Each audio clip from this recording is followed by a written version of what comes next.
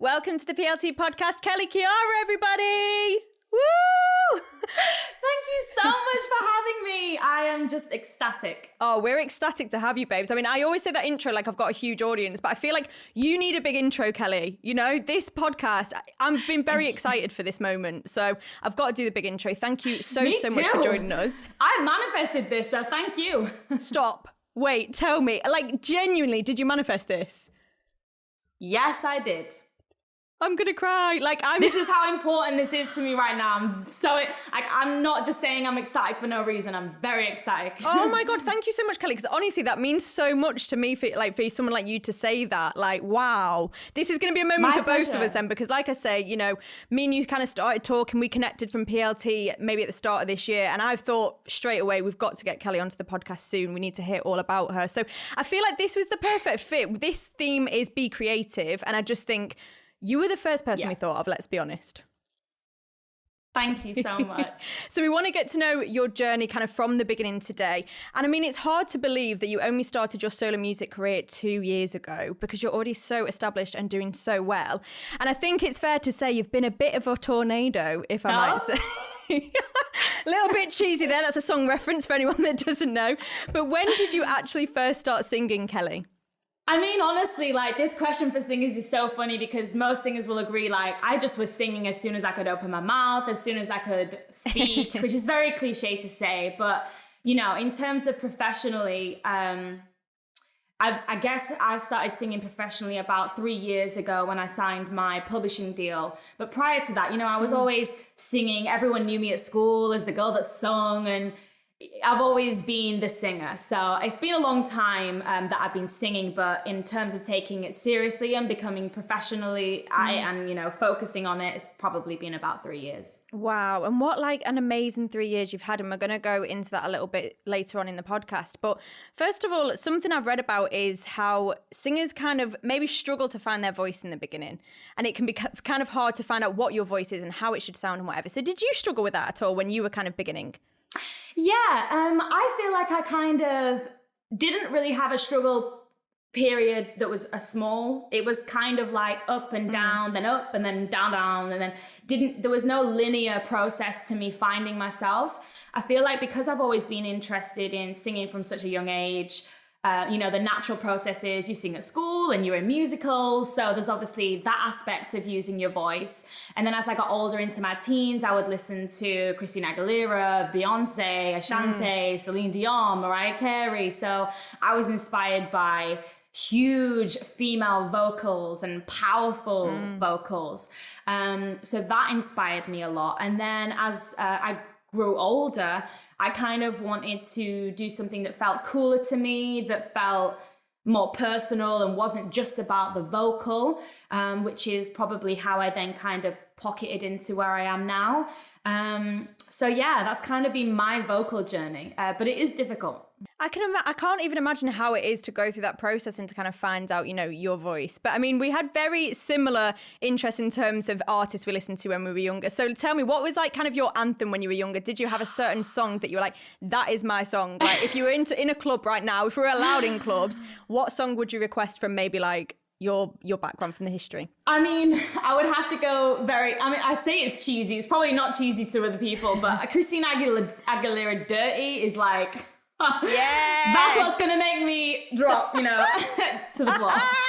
I'd be there with you. Yeah, I'd be right there with you. That's the one that's going to get me up. So kind of female empowerment songs like that, and anything really R&B from the 90s is just my vibe. You know, I grew up listening to JoJo as well. Yes. So I used to go up into my room and literally I would have a CD player and I would buy my CDs and I would put them in, and I would go straight home from school and I would go straight to my room and I would spend about 3 hours literally learning word for word and singing note for note everything that all these artists would do. Wow. And I think that was my vocal training because I never had the money to spend on a teacher or anything like that. So I just kind of was self-taught, and I just wanted to be as good as the caliber of pop artists that I used to aspire to be like. So I used to just focus on that every night when I come in from school. That's amazing, because when you said then that you used to kind of learn the lyrics and sing the songs note for note, I was thinking, right, well, has she had training? Like, how does someone pick up that? You must just be so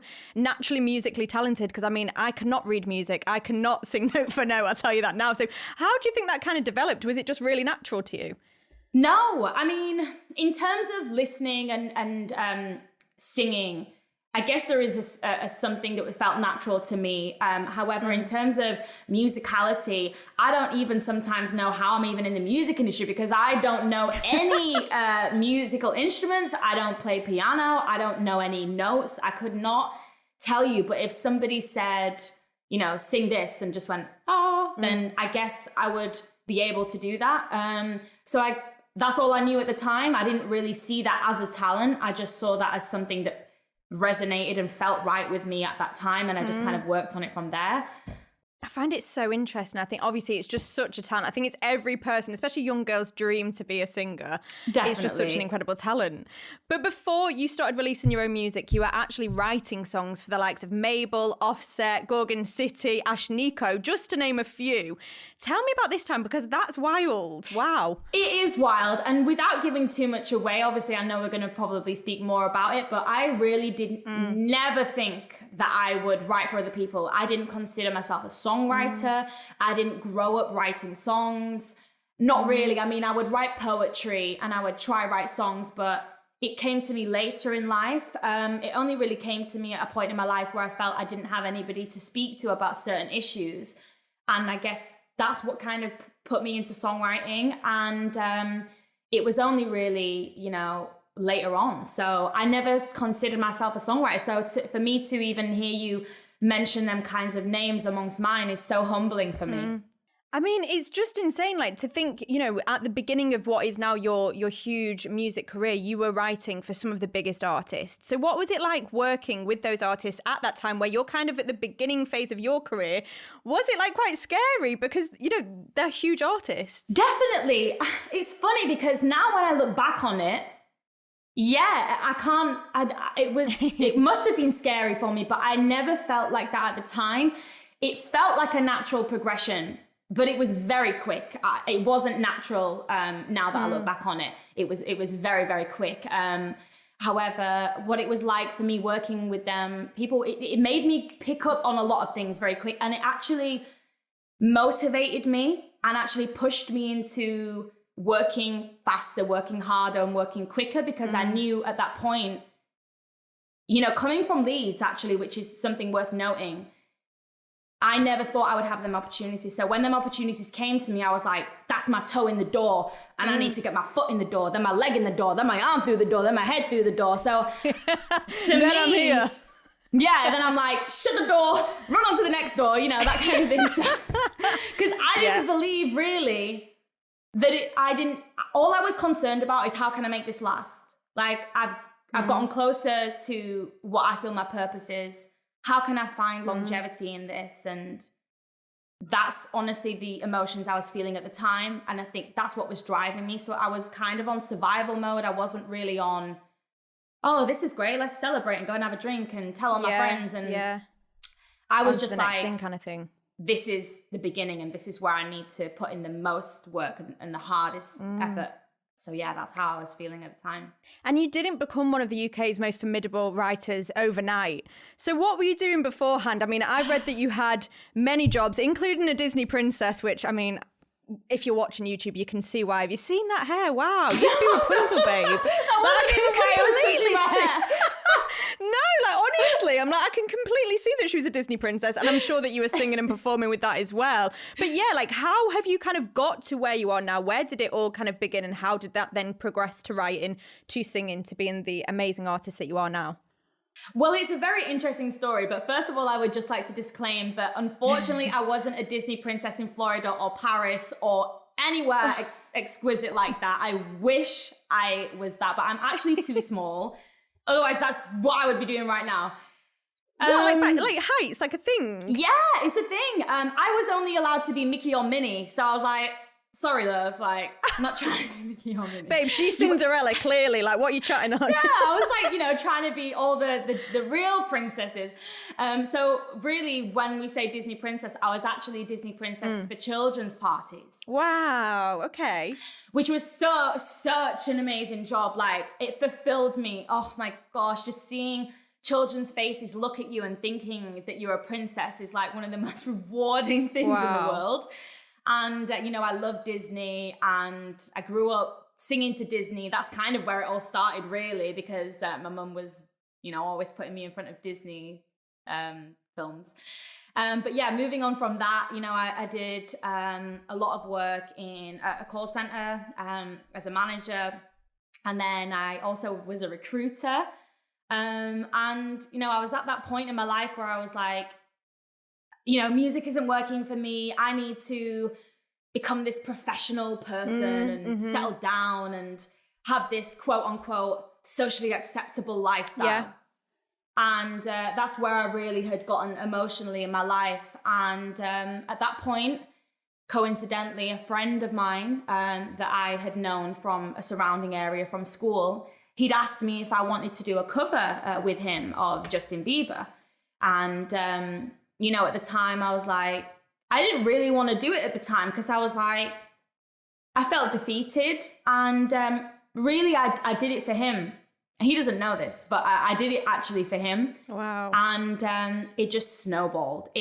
Within 4 months of us putting it out there, it just absolutely, it was on a roll and it just wasn't stopping. It was, the views were going up, you know, even the streams were going up. You know, we'll talk about that later. But then from there, I decided, I was actually a recruiter at that point and I really disliked my job. And at that point I thought, okay, I'm going to quit, but I'm going to go part-time somewhere and I'm going to use this time, you know, of me being in this kind of hype stage to go back and forth to London, you know, but still have an income. And that's what I did. So I went part-time. I worked at a photography studio, you know, kind of looking after clients who were coming in and having photo shoots. And then I moved on to doing the social media. And that was all within about 6 months to a year that I was doing that part-time whilst going back and forth to London. And then I kind of gave myself 3 months after I quit that job because it had been about a year after the cover. And I was like, you know what? The hype's dying down. Like if I don't quit and actually just move to London and really make a go of this, then I might lose the buzz around myself. So I quit that job, gave myself 3 months, gave myself a deadline, moved to London. And on the last day of the 3rd month, I signed a publishing contract with Universal. So. Oh my God. And that's where it all began. Yeah, really, I think that is where it all began in terms of like the momentum then. So was it you started writing songs with Universal before actually singing, is that right? Yes. Wow. Yeah, well, singing for my own artist project, yeah. So I was writing for Universal, and like I said before, I never considered myself a songwriter. I was really kind of dumbfounded that they even wanted to sign me. I was like, I haven't really written anything, I haven't really released anything, and they were like, yeah, we believe in you and we want to support you. So I was like, that's amazing. And that's where I really would consider my journey starting, because at that point, it gave me the confidence to know that I can write for other people, I can write for myself. I always knew that I wanted to do an artist project, but everything had moved so quick that I wanted to make sure that it was right for me, which is why I then waited about a year into that contract to actually start releasing my own music. And then that's kind of where it led me to where I am now. There's so many questions I have, like I don't even know where to start, because I mean, you know that I know these things, but then when you go into so much detail, like first of all, something you said there that I found really interesting, you know, you spoke about one earlier in the podcast, you said, you know, you're from Leeds, so you kind of didn't know whether, you know, what you wanted to do was realistic. And I completely relate to that. I think coming from like the north side of you know, the UK, it kind of can feel like you've got to be in London to pursue those dreams. You've got to, you know, be where it's all kind of happened. So I completely relate to that. And I think also when you said there that you kind of feel pressured to be like, I need a socially acceptable, like normal job in, you know, inverted commas, when you are a creative. And that is so difficult because at the same time, to be a creative, you need to be free to be able to go and accept these jobs or take this train to London and do all these things. So I guess that is a real big struggle.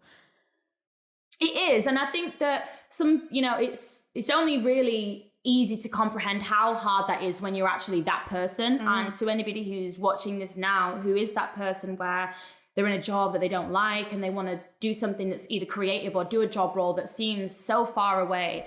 It really is possible. I mean, I really want to show that there is living proof that you can be from somewhere that isn't a big city in terms of within the career aspect that you're looking to go into. And I really felt like it was out of my reach. But honestly, I feel like just following your intuition. And for me, at least, the best way that I have learned is to put myself in the deep end and see how fast I swim. And, you know, when you're in that position, as most people will probably relate to right now in the climate that we're in, is that there's not really an option to fail. And if you have that mentality, you will figure it out, you know. That's what I found interesting as well. Yeah, for sure. Always have faith in yourself. And I think that's really interesting that you said, you know, I gave myself a 3-month deadline. And on the last day, like I got shivers. I just wanted to scream when you said that. I was like, oh, on the last day she did it. Like, but that's it. Sometimes you've just got to take that leap of faith on yourself. And it can be so difficult because it's like you've got to financially support yourself when you're starting out, you know, to go to whatever it is you need to get to recordings or to go and meet people in London or whatever it can be. But yeah, like you've got to kind of have that faith in yourself. From the outside looking in, I think that people need to remember that you only tend to recognize somebody's success where they're at the point where it looks like that happened overnight. How did that happen for that person? I always used to feel that way. And now in retrospect, there's so much more involved, and you have to really trust in your journey. And I used to hate it when people said that to me. It when people said that to me. Yeah, because you just want it to happen. What do you mean trust in my journey? Like, I hated it, but it's the truth. Like, and as well, you know, Justin Bieber, the song, the cover, I am obsessed. Now to anyone, because I think as well, Kelly, I think a lot of people that listen to your music now might not actually know that story because they've kind of, and similar to what you've just said there, they might just look at you and be like, yep, she's just blown up. You know, they don't know kind of your background.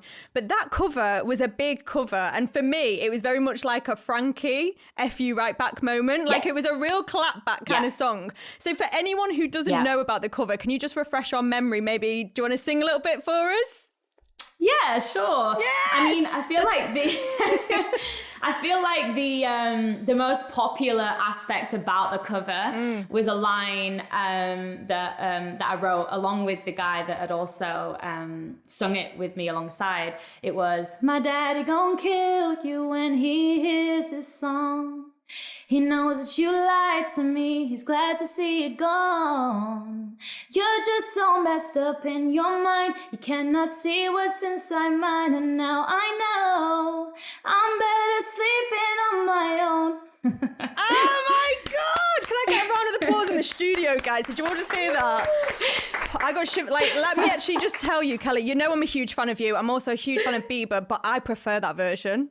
Like, and I love that you didn't go into the next. I love you didn't go into the next. Sorry, Justin. Justin. Justin, yeah, sorry, the relationship's over. I've got Kelly now, and oh my God, what a track! What a track! And that's now got over 33 million views on YouTube, over 33 million streams, I think, on Spotify, and still growing. And I think it reached the top 20 in the iTunes charts as well, didn't it? Like, wow. Yeah. So that was really a moment as well. Blown away. It was unbelievable. Like I said, you know, it's probably been about 3 to 4 years since that time. So it's always important for me to state that, because anybody who's watching, sometimes it can be like, oh, wow, but things take time. And that's what I've realized. And it's so important for me to stress, you know, like I said, it took 4 months to really get to, I think, about 1 million, which obviously is unbelievable because it was all independent.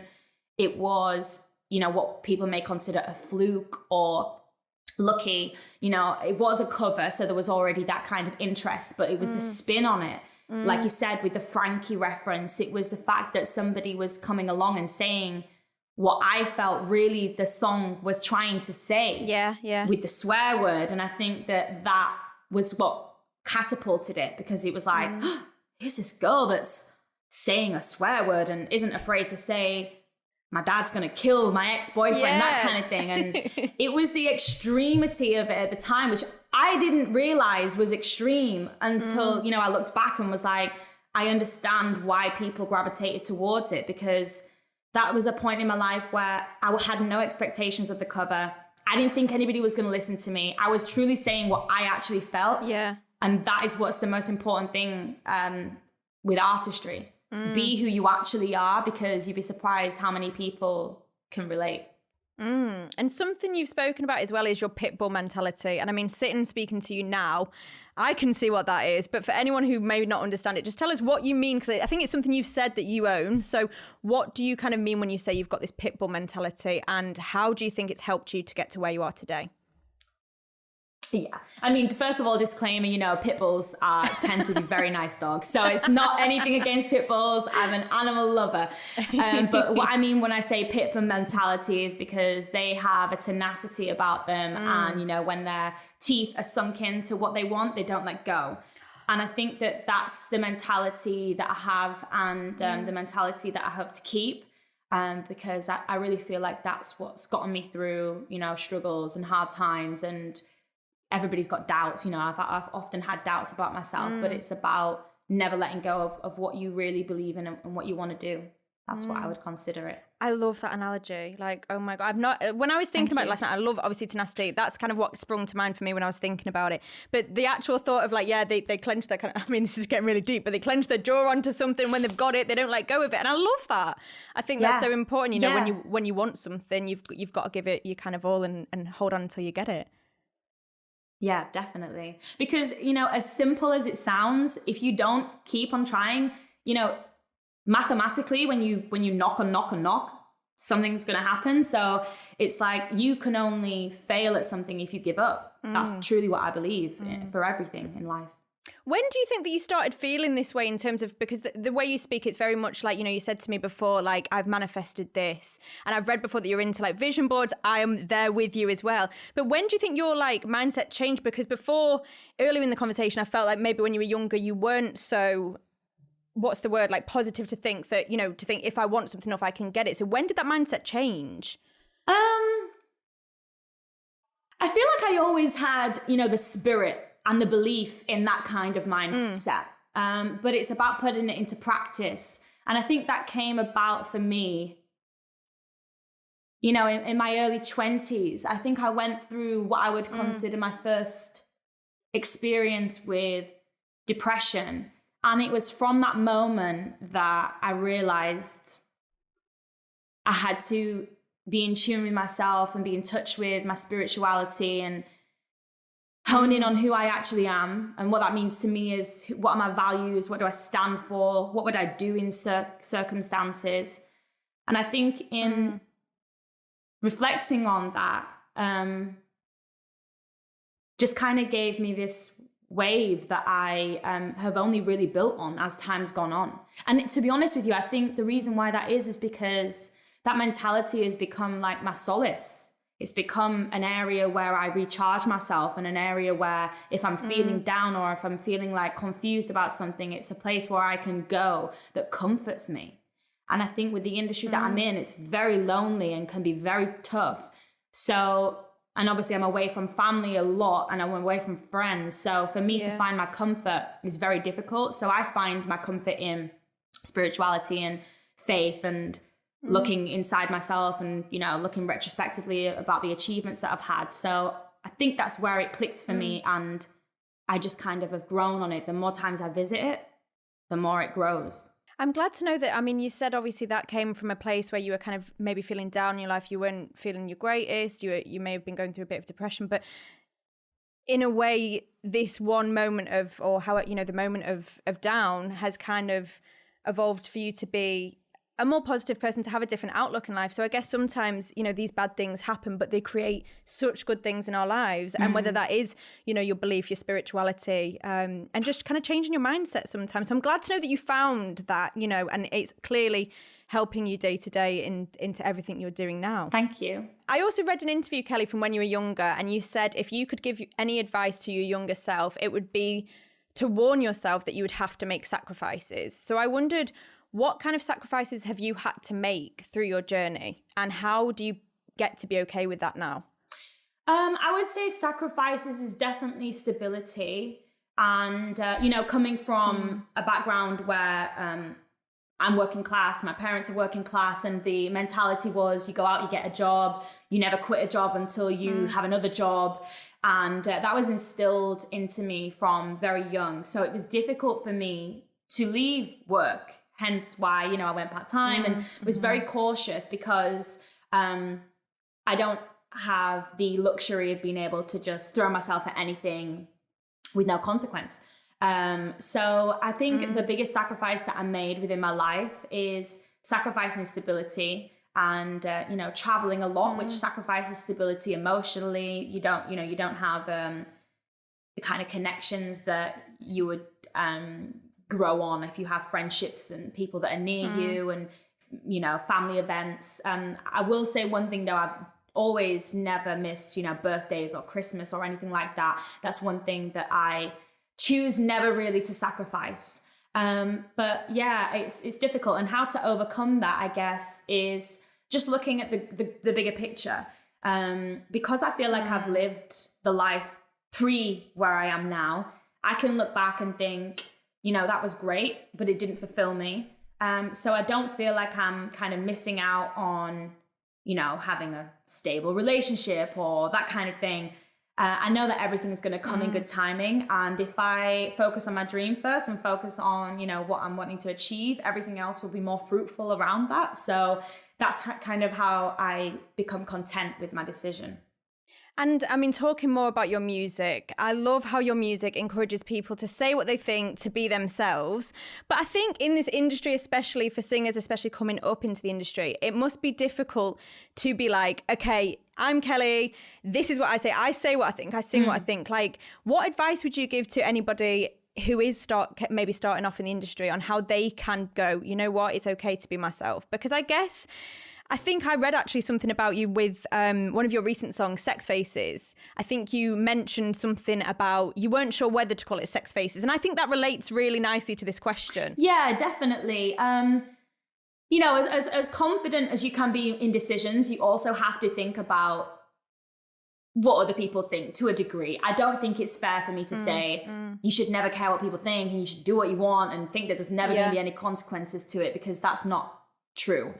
I think that what's important is to look inside yourself and first of all, accept who you are. And I don't really mean that in terms of externally. I mean that is in terms of be okay with who you are and all the bad parts that are inside you.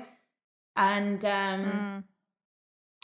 becoming accepting of your thoughts, because a lot of people will be scared to share opinions or share thoughts or write things in a song because they think people are going to judge me, or people are going to think this of me, or people are going to pigeonhole me into one category and then I'll never be able to get out of it. I think that's the biggest fear for people in so many lines of work, not just music. And I think that becoming more familiar with who you are and accepting who you are kind of displaces that a little bit. It never completely goes.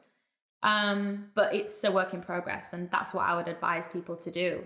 Learn things about yourself, take risks, find out who you are in circumstances you've never been in before, try new food, go to places you didn't really want to go. And if you don't enjoy it, then at least you can confirm, I didn't think I'd enjoy it and I didn't enjoy it, rather than never knowing. And I think that that's steps I've taken personally in my life to becoming more accepting of who I am. That's my advice to other people. I think a question that I'm sure you must get asked a million times is, what's it like to be a woman in the industry? And I think it's a fair question, because I still think there is a level of kind of difference there between men and women.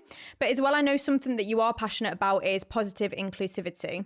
So I wondered, how inclusive do you think the music industry is, and what more do you think is needed to be done? I think that the music industry is getting better in terms of inclusivity, especially within female and male roles. So, I've only been in it a short time, but I've recognized that there's so many more camps and so many more focus put on female writers and female producers, bringing them together, you know, to kind of support them and make sure that they're being heard. So I do feel like there's great importance being put on that at the moment. In terms of inclusivity within kind of how people are presented on the genre, I feel like there's work to be done on that. I feel like there's not a lot of emphasis put on kind of genres like country and western or indie music or rock music. I feel like especially in the UK right now, it's probably way more male dominated than it is female dominated. And I think that it's a natural fluctuation. I don't think that's a bad thing or a good thing. I think that the industry naturally fluctuates, and it's up to us to do something about it and to be heard. I don't really believe in sitting back and letting other people create your future. I think that if you are a female in the industry and you feel like there is a lack of presence, it's up to you to encourage other people, and it's up to, you know, myself included, it's up to myself to make sure that other people are heard or put in the spotlight or supported. And I feel like that's what's going to drive it forward in the right direction. And I think that's something, you know, you've done as well. You know, here at PLT, one of our sayings, many sayings, is everybody in PLT. And what we mean by that is us as a brand trying to showcase that we represent every single body, whatever type of body that is. And I know in one of your recent music videos, you had a disabled model who was physically disabled. And I think, so that's a step, because that's not something often that you do see in a music video. So is that like kind of one of the ways that you're trying to show positive inclusivity in your music, in your videos? It is. And I think that it saddens me a little bit that it has to be stressed so much. I feel like I would love it to get to a place where it's just never talked about, because obviously I'm glad that we're talking just about normal. it, because the whole, you know, I'm glad that we're talking about it, because I think first what you need to do is have the conversation, include, you know, people, like you said, all body shapes, including people with physical disabilities, even people with mental disabilities. Because when I grew up, you know, that's what I saw in my real life. And then when I would look on screen, I would look on, you know, hear the radio and the TV, and it wasn't there. And I was thinking, well, that's not right, because I know that people want to be in the industry regardless of your circumstance. So why is there nobody there? And that kind of concerned me a little bit. So it's important to me to champion people and put people in them circumstances that they're looking to be in, whether that's modeling or whether that's songwriting or singing. It's important to have that, and to move into a direction where it then doesn't become a conversation, and then it's just normality. That's it. I think obviously, you know, every single person should have someone to look up to, whatever industry, whatever, you know, television show, whatever music video. You know, representation is such a huge thing. And I think as a world, as the UK, we are making great steps into making that. But I completely agree with you. It shouldn't need to be a conversation. It should just be normal. I think the fashion industry has definitely moved there quite quickly over the past couple of years. And that's really exciting to see. And I feel like other industries maybe need to just follow that suit. And I feel like now we're getting to a point, especially in the fashion industry, where I will log on to, you know, PLT, and I won't even be thinking about she's skinny or she's curvy or she's a plus size model. It actually does not register in my head anymore, because it's about getting to that point where it's so common. It just is not worth talking about anymore, because it's like, you just see the girl, whoever she is, or the guy, whoever it is, don't you? That's it, for sure. Definitely. So there's still definitely work to be done. And I think that's in every industry. There's still definitely work to be done. But I think, like you say, for now, it is great to be having these positive conversations. And I'm glad that it's something that you are, you know, passionate about as well. And that you're clearly, you know, taking steps to also help make a brighter future, I guess, for everybody. Yeah, definitely. And okay, I want to talk more about your songwriting. So I want to talk about your obsession with words. When you're writing a song, where do you kind of begin? Like, do you get like a little bit of how does it actually, I don't even know how, I was trying to think like, do you do this? Like, I have no idea how you write songs. So talk me through the process. Where does it begin? Okay, so obviously there's a setting circumstance. So as a writer or as a musician, you'll either be in a circumstance where you'll be alone and you'll be creating your own music, or you will have music sent to you that you'll be listening to, or you'll be working with a producer who is, you know, creating it as you're going along. And so it's about understanding the circumstance and working with the circumstance that feels right for you. Yeah. So for me personally, I will let the music or let the beat spark something within me that feels natural, that I want to talk about. If it sparks a certain emotion, happy or sad, something that I'm feeling within that moment. It could even be something that I felt a long time ago that then kind of regurgitates itself. And I just freestyle, to be honest with you. I'll just go on the mic and I'll make noises and I'll just allow myself to almost become a little bit in a meditative state where I just allow the music to just kind of flow naturally. And then with that, words will come. And then it's about just kind of jigsaw piecing it together from there. So a lot of the time I'll kind of go around on the beat until I've freestyled enough, you know, at least a pre-chorus and a chorus, maybe even a verse. And if there's anything that's missing or I feel it needs to be rejigged, then I will do that afterwards. Wow.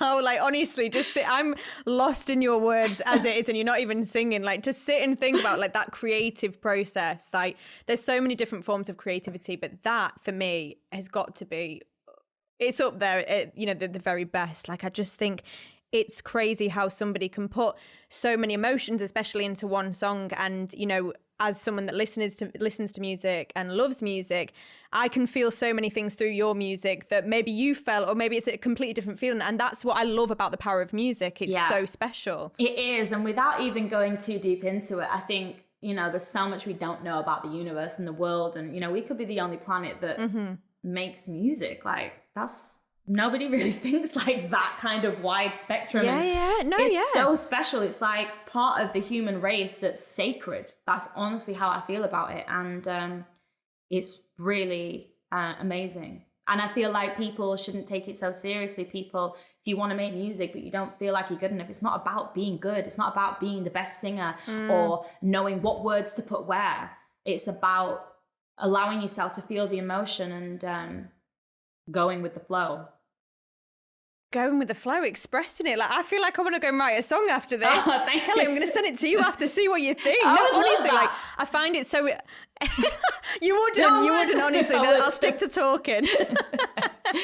But honestly, I find it so inspiring to hear it from you, especially to hear, you know, from your journey that only started like 2 or 3 years ago, like you said, to see where you are now and the kind of incredible music you're producing. Thank you. To sit and you know, listen to your process is amazing. So congratulations for like getting your dream. Like, I guess sitting here now, it must be like quite crazy to think, from talking about where you kind of came from, where, like what you were doing in the beginning to where you are now. Do you ever really sit back and think, wow, I've actually come quite a long way since 2 years ago, 3 years ago? Yeah, and just before I go on to that topic, I just wanted to give praise back and say thank you so much, because I know you're so supportive, and, you know, to the point where I'm even dumbfounded that you know, so supportive, and thank you so much for that.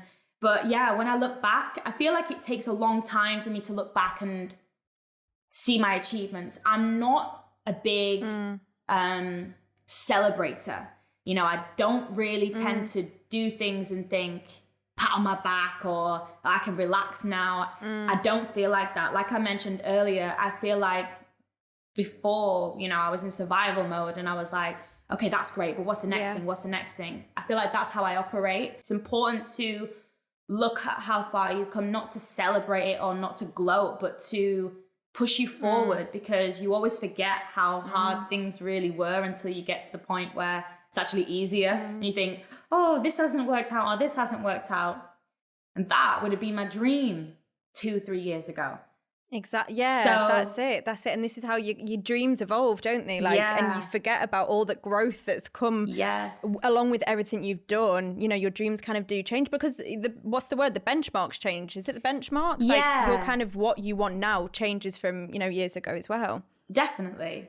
And as well, it's something, you know, we have to talk about. We've spoken about your songwriting, but let's talk about your music videos because, I mean, they are up there, Kelly. I'm obsessed. Like, we go from dancing in a martini glass, like what young girl hasn't dreamed of doing that, to Grand Theft Auto vibes. Let me tell you, one of my favourite PlayStation games of all time. Was obsessed with that back in the day. So these visuals that you're creating are incredible, but where does the kind of idea come from? Like, when you're writing the song, do you think, okay, this is how I want it to look? Or is it completely, does it all come afterwards? No, it really does come from when the music's starting. So when I'm hearing the music and I'm getting a feel for it and I'm seeing visuals unpromptedly, then I kind of know that that song is then ready to be visualized and is ready to kind of surface. So that's how it makes me feel confident about it. If I can see something and hear something at the same time, that's where it kind of comes from. So the inspiration, I tend to always go with the first thing that comes to my mind. Don't really ever tend to change things. Like when I see something, I'm like, has to be that because that was the first thing that came to my mind. So we said before, you've written for so many incredible artists, but what is the difference between writing for an artist and writing for yourself? Do you feel like there's a really huge difference there? Like, can you compare them at all? Yeah, absolutely. I feel like when I first started, I wasn't really focusing on writing for myself. And I kind of got into this kind of comfort zone of being able to write for other people very easily. And then it kind of shifted when I started to write for myself. And I found difficulties in having to recognize like who I am. What do I stand for? What do I want to say to people? How do I want to inspire people or move people? What do I want people to feel like when they see me and don't hear me, or hear me and don't see me? So having to really focus on yourself is quite difficult because you're constantly criticizing yourself to push yourself to the best place. Yeah.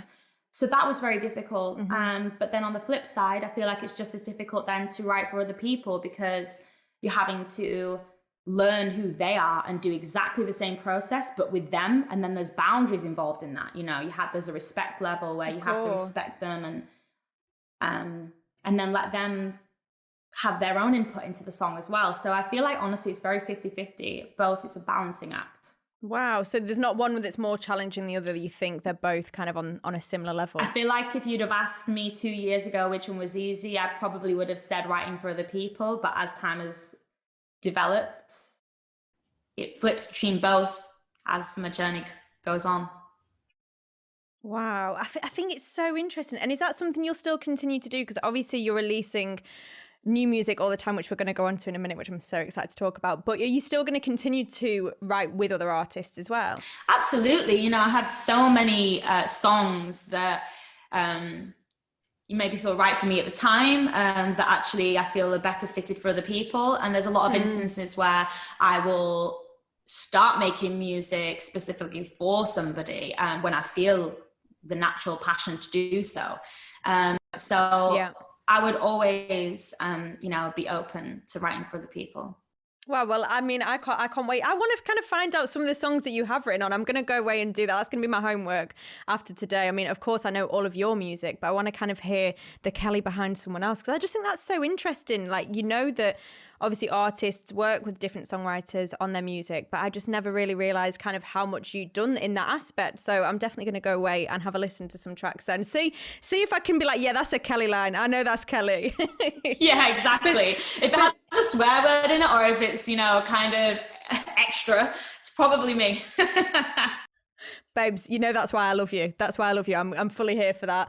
But something exciting is coming and it's your brand new album. And oh my God, what's happening? Tell me everything about it. When is it coming? What's the vibe? What exclusives can you give us? Because honestly, I am buzzing for it. Yeah, I am so excited. So it's going to be my mixtape that's actually dropping in February next year. And the sound is going to be so romantic. It's going to be something very vulnerable that nobody has heard me say before. It's going to be way more soulful than this kind of music that I've been putting out so far. Sing along, girls can kind of feel the music that I've been writing in this. So I'm excited to see how people respond to it. And, I really want to give back what artists have given to me in that when I listen to artists who are singing about their own personal experiences, I can relate to it, and then that becomes my song, my interpretation. Yeah. And that's really what I'm looking to achieve with this mixtape next year. Well, personally, I mean, the whole of PLT are going to be behind you, but I'm really looking forward to that because I love getting in my feels with a song. Like I said before, I am all about that. When I'm feeling down, all I want to do is listen to a sad song. And when I'm feeling up, all I want to do is listen to some great uplifting music. I mean, it's so weird that I do that. Like when you're sad, I listen to sad music, but that's what I want. I want like an emotional song that's feeling emotional with me. 100%. And I think that that's what people look for in music. And that's why I'm so passionate about creating that. And, you know, I have a lot of vulnerability to myself, which, like I mentioned before, is very difficult for me to express. So, you know, moving into that realm and giving that part of me is really exciting because I'm just excited to see how people respond to it. It's nerve-wracking, to be honest. Oh my God, but it's so exciting. February is such a good month to get a Feels out there. A Feels album out there is what I was supposed to say there. Exactly. I mean, it's going to be very aptly released within a certain date range. So I think a lot of people are going to be able to, you know, kind of... hone in on what I'm saying and relate and, you know, be able to show it to their girlfriends and be able to play it and kind of, it's empowering. So you recently dropped your track Pretty Girl Style, which you know is an anthem for us all at PLT. We are obsessed with the song. It's a very PLT kind of song. I'm sure all the girls listened to it, absolutely loved it. And it even featured on one of our videos. It was the Recycle collection. It was a game changer. But you've also hit us with another track, like You Don't Slow Down. You've just released Down For You, which I feel like is a bit of a different vibe as well. And I am in love with it, let me just tell you. Tell us a little bit about that track. Thank you so much. First of all, thank you so much for the support that you've given me on Pretty Girl Style. Down For You, like you said, is a very different type of track. It's me showing more of a vulnerability and a side of myself, which I'm sure girls can relate to. You know, it's a breakup song. It's a empowerment and I'm moving on. And you know what? I can't believe like I ever put up with that. And I was really going through that at the time when I wrote it. So it's nice for me to be able to express that and hopefully people can relate. Wow, I love that, you know, it's actually honest to you. It's something you were going through. And I definitely felt that when I listened to it. I was like, yeah, this one's getting me a bit more in my feels, and as you're aware, I'm here for that. You know, I love it. I love how the different types of tracks. You know, the ones that get you going, get your vibe going, and the ones that you can also really relate to. So, yeah, we're obsessed. But tell me about the music video as well, because I feel like the music video, it is something every girl at some point in her life has wanted to do. Is to go into. I'm going to let you explain what happens, but. I mean, I've wanted to do it a million times. Yeah, absolutely. I mean, it's really just showcasing the psychotic side of being a woman and, you know, fluctuating hormones. And when somebody pushes you to that limit, I feel like as women, we take so much and we, you know, ignore so many things. And then when you get to that point, it's like, and you just go crazy. And that definitely is something that I struggle with. And I just wanted to showcase that side because that is the true side of being a woman. And I feel like people can relate to that. So also all the clothes in the video were PLT. So thank you so much for that. Shout out PLT. You looked amazing. Oh my God, that bodysuit. I was like, yes. I was thinking, I was watching, I was like, I'm sure that's PLT. I'm sure that's the one. I am obsessed, like, honestly. You looked insane. You looked so good. How much fun was it to actually shoot that video? So much fun. I love, you know, being behind the scenes, the start of the creative process, putting all the mood boards together, you know, all the looks, deciding the hair, deciding what the makeup's going to be like and deciding what the outfits are going to be like and what do they mean to the song. But then also when you get on set, it's a different vibe. You know, I'm quite lucky in that I tend to be able to relax myself quite easily on the day and really just enjoy myself. Obviously, there is a sense of organization. So making sure, you know, people are doing what they're meant to be doing. You know, I'm still very independent and I want to make sure that everything's being delivered at the highest quality. And I'm very much behind the camera, seeing what's going on, you know. So I enjoy it. I love it. I could do it every day. That's obviously why it looks so good, because you've got so much kind of like control and passion for it as well. Like, I think that's a huge thing, you know, to be able to be in front of the camera and then to be behind as well and looking at those things. It's obviously a passion, and it's so important to you that it does look exactly how you want it. So that's obviously why it comes out looking so good, babe. Thank you so much. It's difficult to get it right, you know, and the process of making videos, you get used to it after a while. It's incredibly difficult. So props to all the people behind the scenes and the people that make it happen, because it wouldn't be anything without them. So I would love to be a fly on the wall on a video shoot. Like, I bet it is really, really hard work. Like, I can't even imagine all the little stages you have to go through. But you looked amazing. You're a natural, like, wow. If you haven't seen the video, guys, go and check it out. Check out Down For You. And yeah, Kelly, I mean, this interview, this podcast has been amazing. I've loved actually getting to know you properly. I feel like I knew you anyway, and now I feel like I know you even more. And like I say, I can't wait to see you firsthand in the future, when I can actually see you face to face when this is all over. Yes, so fingers crossed we can make that happen. We'll have a drink. We will definitely have a drink. That would be great. But what is coming next for you? I've said you're so incredibly talented. You're doing so many amazing things. You've got the album coming out. What else can we expect in the future, Kelly?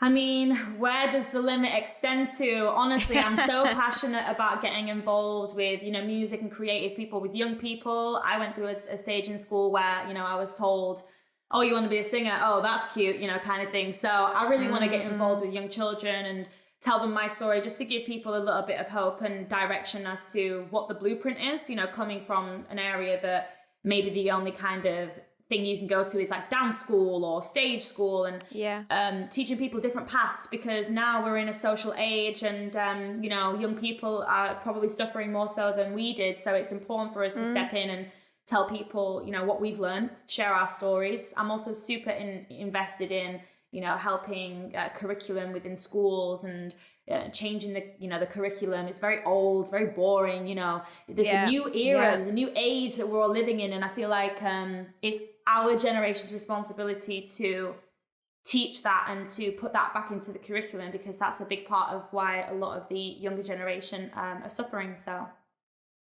Definitely. Wow. I mean, Kelly, there's so many things that you're going to be doing, and I can't wait to see it all happen. Like I say, you're already doing incredibly well, but I can't just wait to see what the future holds and what does come next. So we'll be supporting you all the way from PLT, you know that, and I'll always be shouting you out. Can't wait for the album in February. Thank you so much for joining us again on PLT Behind Closed Doors. Thank you. And to anybody watching on YouTube, we are now going to go on to an exclusive part of the podcast where Kelly is going to answer some of your questions from Instagram. So if you're watching on YouTube, head over to your streaming app of choice now, where you can listen to all the gossip. Thank you so much for taking the time to come and chat to us today. We have loved every single second, Kelly. Me too. It's been a dream come true. Thank you so much. Ooh, we'll see you soon. Thank you. Bye.